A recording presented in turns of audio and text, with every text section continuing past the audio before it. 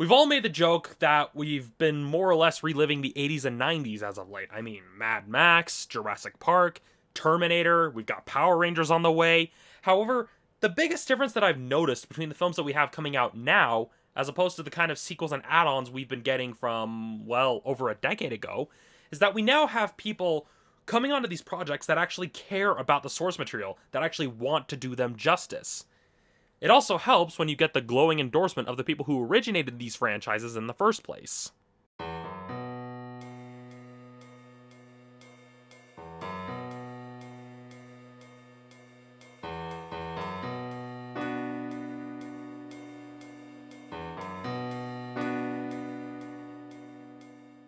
I was curious about this film for two reasons. First, James Cameron's declaration that this film was the true third Terminator film.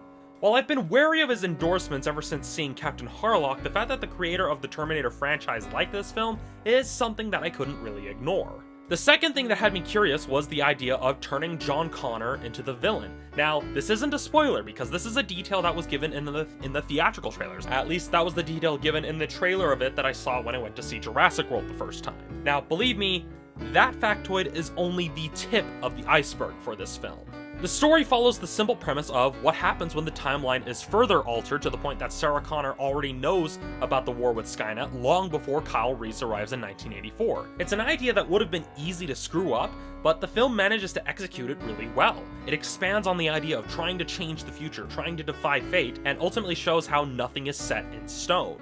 In addition to the strong story, we also get some really intense action sequences that feature some creative ways that entities like the T-1000 and the mechanized version of John Connor would fight against something that can actually hold their own in battle. I also like how the story informed these creative approaches to combat, showing that those fights are just as much part of the story and not just something to break up the story bits. Although the franchise in and of itself is telling a dark story, the film has its moments of levity, especially when they explain why the T-800, played by Schwarzenegger, looks old in this film. The young CGI version of Schwarzenegger doesn't look too bad either, which may be attributed to the fact that since the character doesn't really emote, we don't have to worry about seeing an uncanny valley level of reconstruction like we saw for Jeff Bridges in Tron Legacy. Overall, this film manages to breathe new life into the Terminator mythos by bringing in new ideas, while still honoring the spirit and intention of the first two films. That said, you will probably need to have seen the first two films, or at the very least the second Terminator film, in order to understand some of the key aspects of the story, as well as in order to really feel the emotional impact. It's not an outright requirement, as the film does fill you in on the basic premise as best as it can, but it gives you some better context for character motivations and the overall scope of the story. It's well worth your time, provided that you don't break the bank to see it.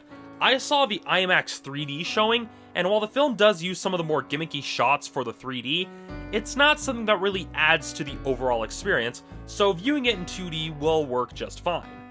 All of that said, Terminator Genisys gets a 4.5 out of 5.